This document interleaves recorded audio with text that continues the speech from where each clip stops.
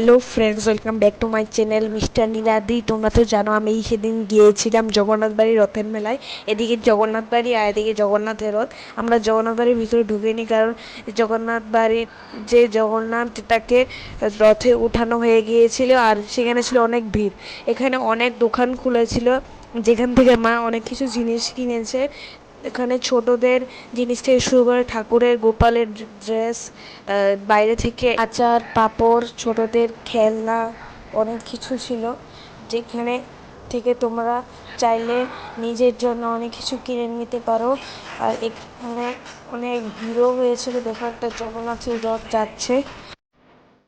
এখানে তালের বড়া, নিমকি, পাঁপড় অনেক কিছু বেচা হচ্ছে। এখানে ছোটদের বেলুন, তাছাড়া অনেক কিছু, যেমন কি ছোটদের খেলনা, গাড়ি, সব কিছু বিক্রি করা হচ্ছে। এখানে অনেক ভিড় হয়েছিল সেদিন। আমি এই ছোট স্টলটা থেকে আইসক্রিম কিনে নিচ্ছি।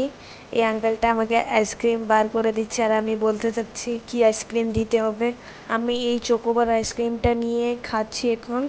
আর মা একটা ছোট বাটি আইসক্রিম কিনেছে, যেটা ভ্যানিলা ফ্লেভারের, আর আমারটা হলো চোকোবার।